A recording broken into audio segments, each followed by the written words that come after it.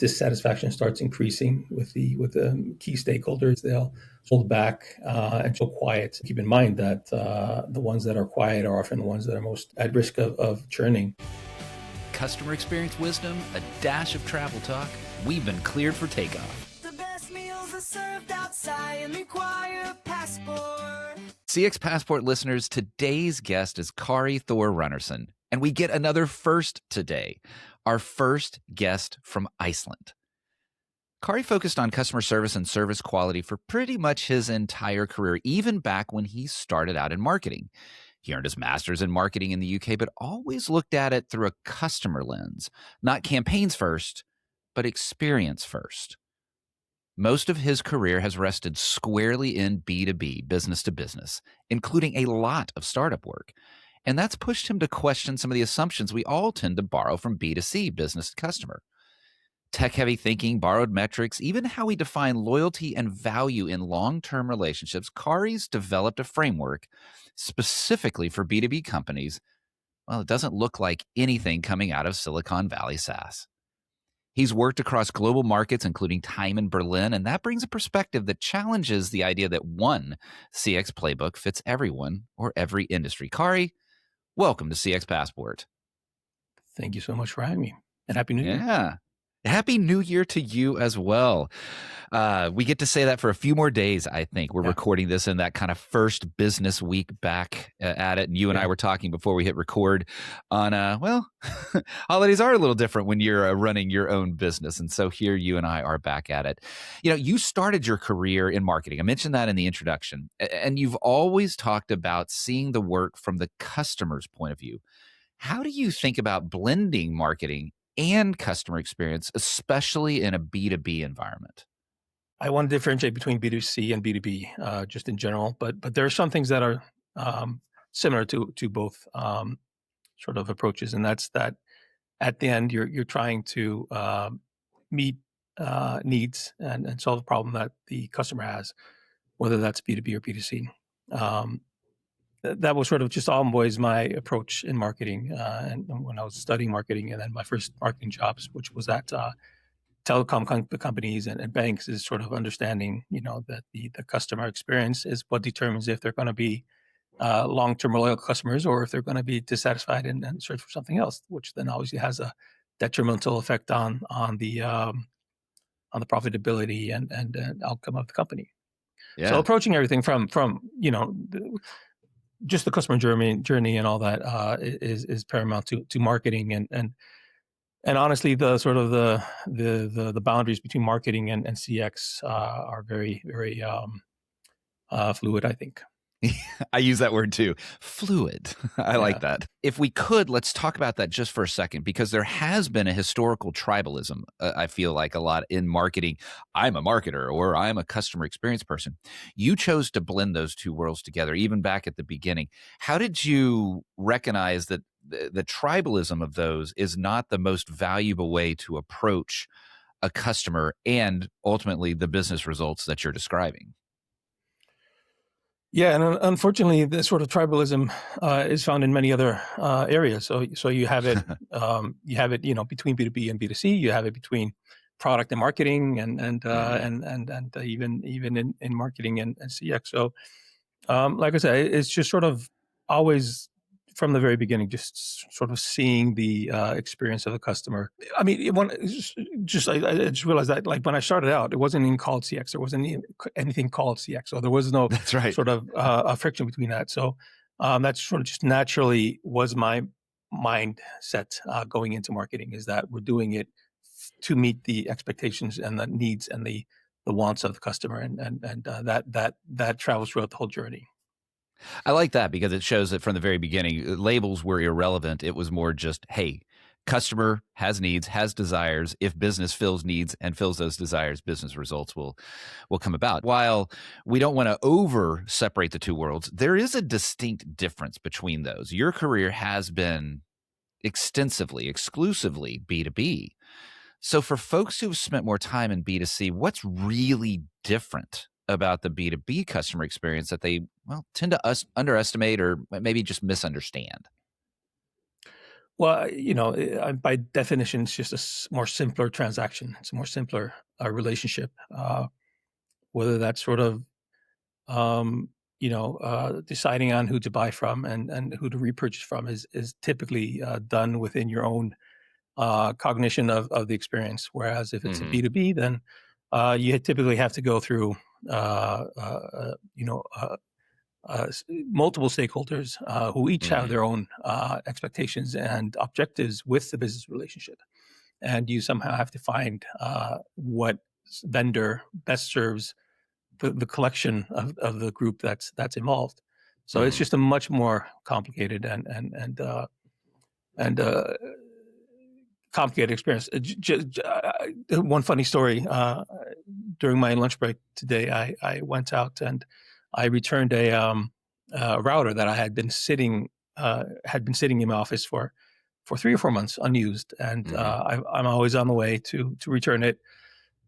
Finally went out there and I returned it, and I explained, and I had actually explained in an email before that I hadn't used the data and the router for 3 or 4 months. Finally returned it, and I'm signing the release form or whatever, and it says that the service will be canceled on the 31st of January. And I said, there's no way to change this. I haven't used this for 3 or 4 months. I've been paying for 3 or 4 months for data that I haven't been using. And said, nope, there's nothing we can do about it. And I'm like, I've been satisfied with this telecoms company for, the time that I've been using it. But it only takes like one little thing that sort of solidifies this relationship into completely transactional. There's nothing that they're doing to think about my needs or my situation. Just these sort of things that sort of are blatant and without taking into account the customer side is something that I see a lot in business, and maybe even more business, because there are, of course, are bigger amounts in stake. But at the same time, something like this can completely reframe my view and satisfaction towards the vendor.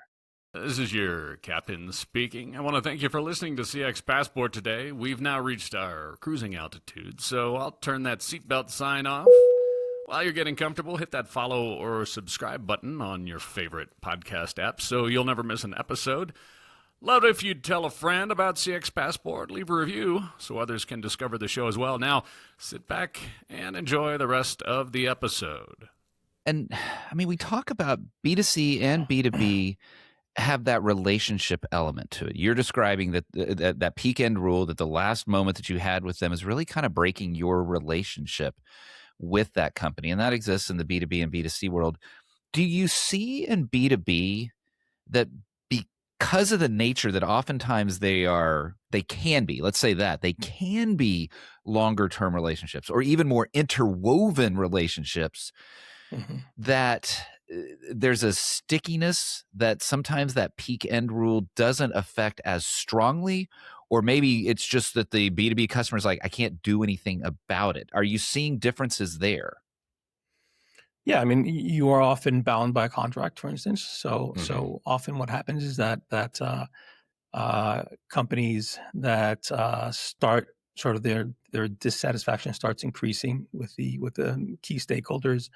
They'll stop responding to emails. They'll stop answering surveys. They'll sort of hold back and just go quiet. And that's also a really important thing to keep in mind, that the ones that are quiet are often the ones that are most at risk of churning.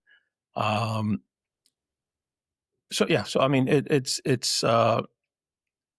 if I'm just making a decision for myself, I can internalize, and typically there's less at risk when it's a B2C relationship. For B2B, like I said, it only needs one sort of instance that sort of breaks the camel's back and sort of start a negative sort of connotation with that company, because if they're not reaching out regularly to sort of see how your experience is and where your needs and expectations are at this time, because they can change. They can be completely different when you signed up a year ago.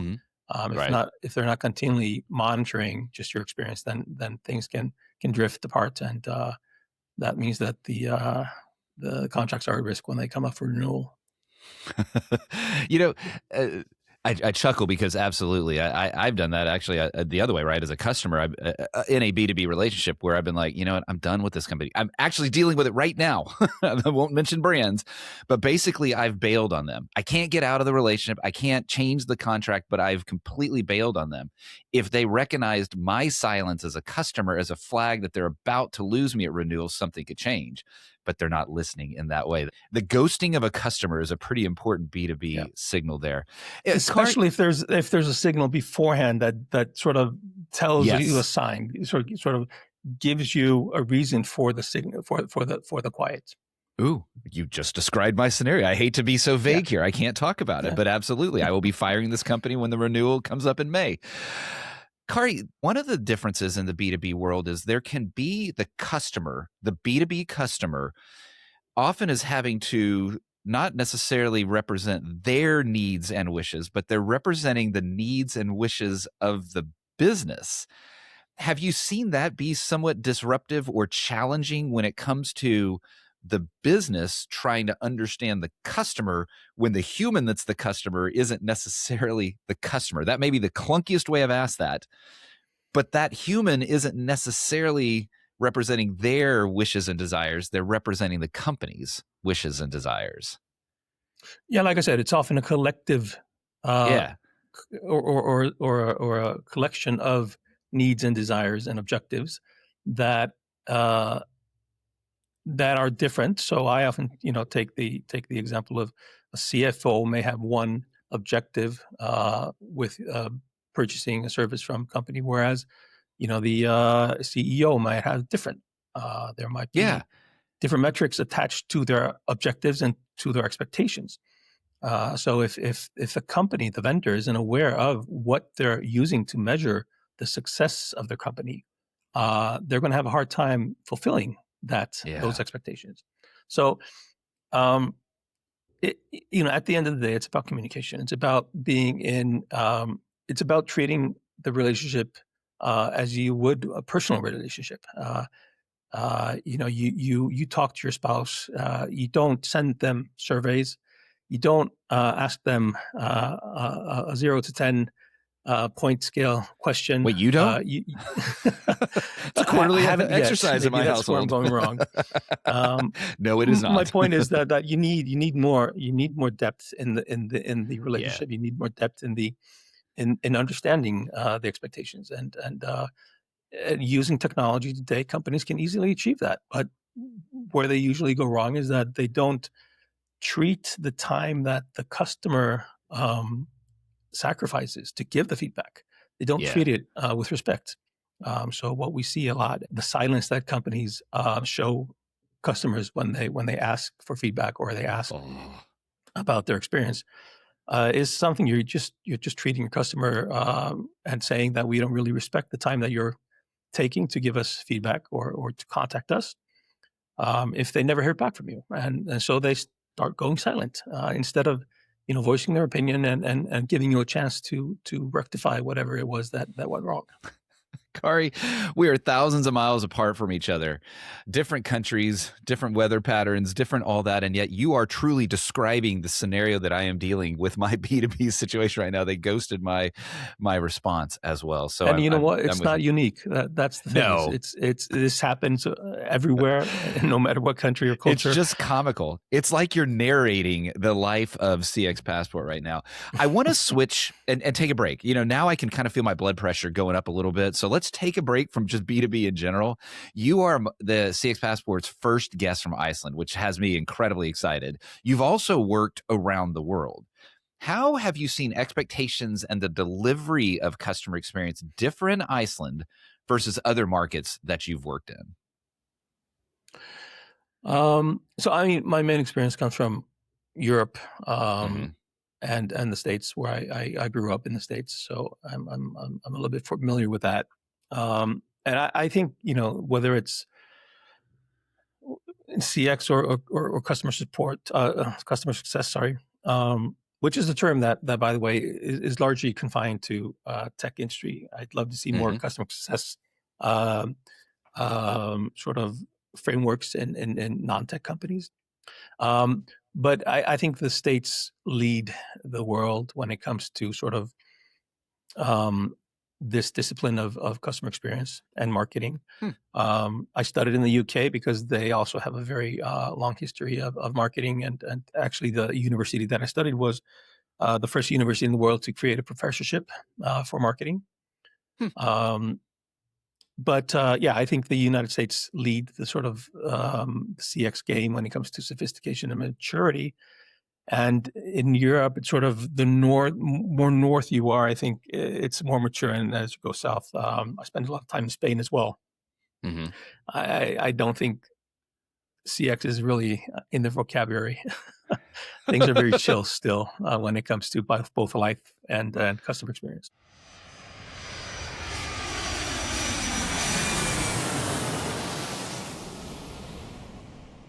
I love that. I love the idea of, and I love your kindness in the way you phrase it. Of things are chill when it comes to the world of customer experience. The Denton family will be, God willing, heading to Spain later this year as well. So I look forward to seeing some of that chill lifestyle. Speaking of all this travel, it can be nice when you get access to the first class lounge. And that's what I'm offering you today. We're going to stop down here in the first class lounge. We'll move quickly here and have a little bit of fun. What is a dream travel location from your past? Oh, I'd love to go to like Southeast Asia, Thailand, or heard a lot of great things, and so yeah, I'd probably. I mean, I've traveled pretty extensively in Europe, so Okay. Thailand, Southeast Asia. So Thailand and Southeast Asia is where you need to get to that you've not been to yet. What about your past? Where have you been that was your favorite place that you've been? So definitely our honeymoon, my wife's and I honeymoon.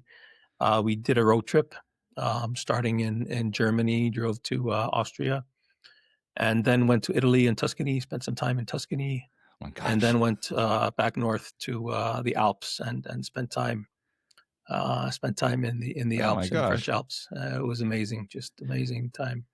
Boy, we had no plan, which was the amazing thing. We had no plan, so we just the day before we decided let's go to Tuscany or let's spend more time in Tuscany, and that day we ordered or we booked the hotel, so we only had the first and last night planned. Wow, boy, you want to talk about if someone were to describe a model for most romantic vacation style. I think your location, your approach, the honeymoon, all of that. What a brilliant, that's a fun trip. I can see why that was your favorite one from the past. Now, you talked about Thailand and Southeast Asia as being places that you want to go in the future. And one of the things I love about that region of the world is the food. What is a favorite thing of yours to eat? Anything with garlic. So, garlic chicken, which they have in Southeast Asia, or,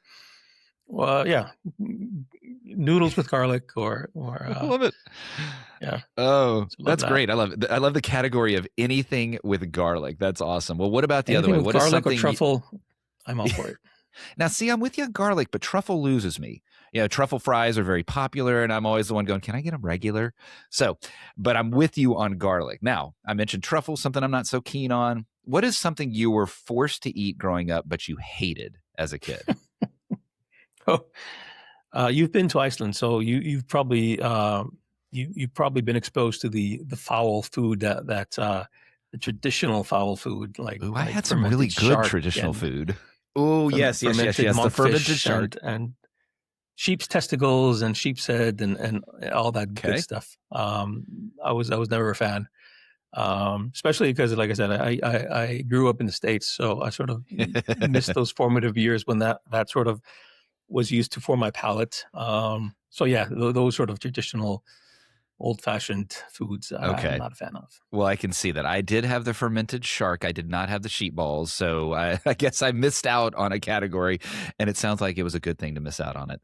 Yes. Kári, sadly, it is time for us to leave the lounge. What is one travel item, not including your phone, not including your passport, that you will not leave home without?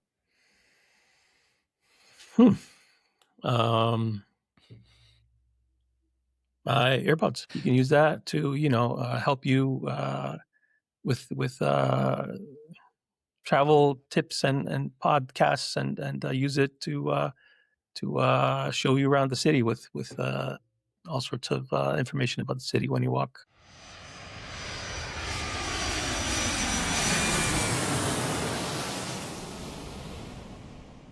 I like that. When you first answered AirPods, I was like, yeah, it's nice. You've got your music, you've got your shows, your whatever that is.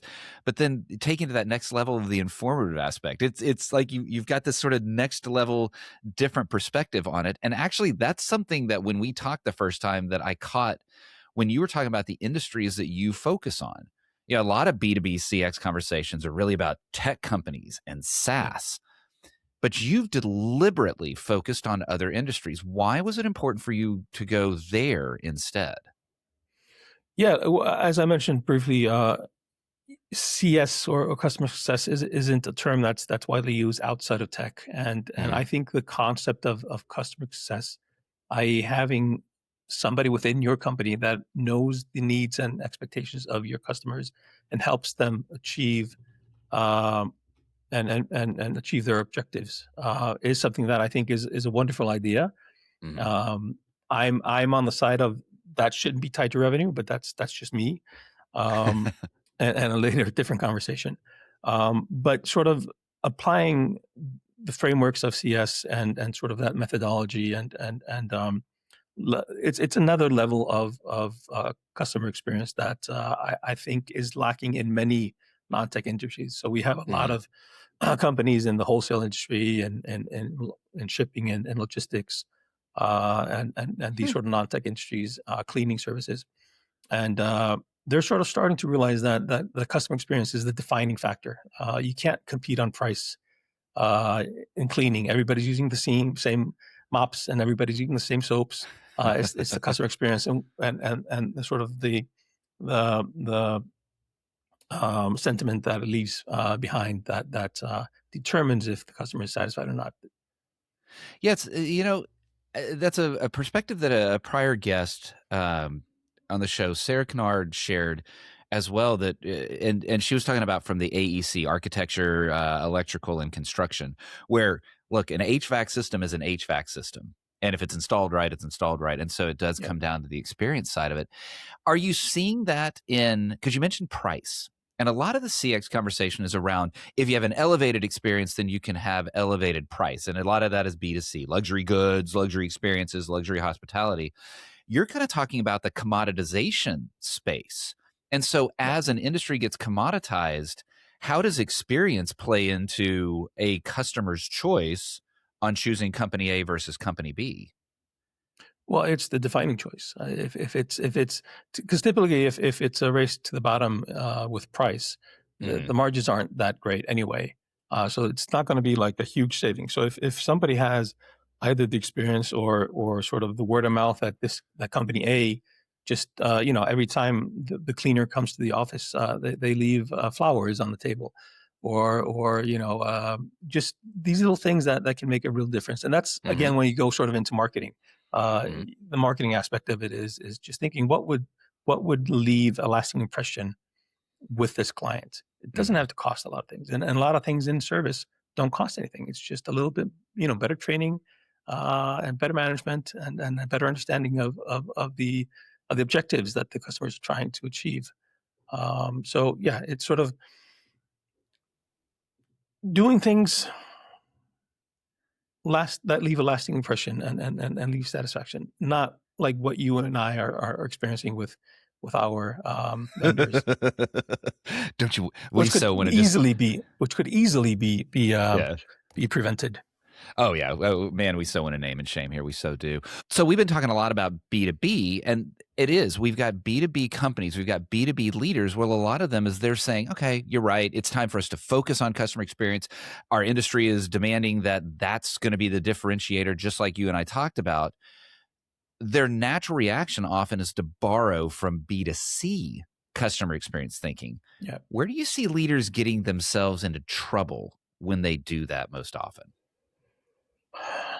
I think my favorite example and sort of the reason my company exists is NPS, Net Promoter Score, and because Net Promoter Score was something that was created for B2C or for retail audiences, and it does a fine job in itself, because there are maybe, if I go to a coffee shop, it's maybe the taste of the coffee and the price. There are only a few things that sort of make up my score of 0 to 10. In a B2B setting, it's a lot more complex, and asking one person or a few people their experience on a superficial level, like 0 to 10, doesn't really tell you what you need to do to sort of improve the experience, increase the satisfaction. And I think what often happens is that, like I said, I was working for a telecoms company and a bank, and even though the revenue was coming about 65% from the enterprise side of the businesses, when it came to the budget for marketing, the B2C side, the consumer side got like 80% of the budget. Right. So they tend to choose solutions and tools that are more in line with the needs of the B2C department than the B2B, and B2B is stuck with these hand downs. So yeah, that's sort of, I think, the thing that they do wrong is that they expect that the customer journey and the experience is molded the same with whether it's a retail client or an enterprise client. I like that. Oh, I like that a lot. I'd almost want to end it there because that's a pretty solid nugget. But I want to focus on one last area before I let you go here, Kári, and that is, we're talking about B2B, and I think a lot of folks, I know I get guilty of that. When I think of B2B, I'm thinking of big telecoms. I'm thinking of big companies, big wholesalers, big logistics, transportation, shipping containers, and all that. But B2B is a big world for startups, obviously. There's a ton of B2B startups, and I know you spent a lot of time there.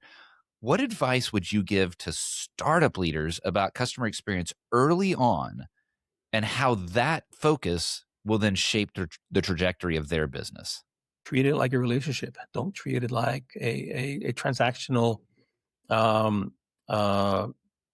relationship. Treat it like a two-sided communication relationship. Don't think that just because your contact that you listen to or you get feedback from is satisfied or dissatisfied, that applies to everybody else that's using the product. And don't assume that people will complain. That's something that a lot of leaders or management think that, I understand my clients so well, they tell me something's wrong. They don't. They'll probably go silent. They probably won't. And typically they will sort of mention things, and if it doesn't go any further, they're not going to be reiterating and going on about the same thing. If you don't handle it, then it's something that sort of festers within them, and if nothing changes, then come renewal, those things will be top of mind with the customer. So, don't expect that everything that's going on within the customer's mind and experience. Ooh, I could see that being something a startup would be very guilty of, because I imagine startups are just so intensely close to their customers at the beginning, and that assumption could really get them in trouble. And then laying the groundwork of don't assume that will carry them forward in a great way going forward. Kári, this has been helpful to me. I spend a lot of time in the B2C world, and so hearing the B2B perspective is particularly helpful. If folks wanted to get to know a little bit more about you, your approach to customer experience and the business that you provide, what's the best way for them to get in touch? Probably LinkedIn. I've been for the last few months. I've been trying to post there 4 times a week. So that's sort of my ramblings and musings are found there. So yeah, LinkedIn is probably the best place. I last week I quit Facebook, so I deleted my app, and so I'm very proud of that. So I have some withdrawal symptoms, but yeah, LinkedIn is sort of the best place. Well, Kári, that as my other podcast, The Loud Quiet, our primary audience, Empty Nesters, lives on Facebook, so we're over there for that one. So keep that one in mind when it's time for you to talk the empty nest phase, so that we can get you back into listening on The Loud Quiet as well. Kári, back to CX Passport. However, it has been fantastic. I'll get the LinkedIn URL there in the show notes. I have learned quite a bit today, and heck, I'm just excited that I get to talk to someone in Iceland and we get to add another country to the CX Passport alumni board. Kári, it has been a treat for me today. Thank you for being on CX Passport. Thank you so much. My pleasure.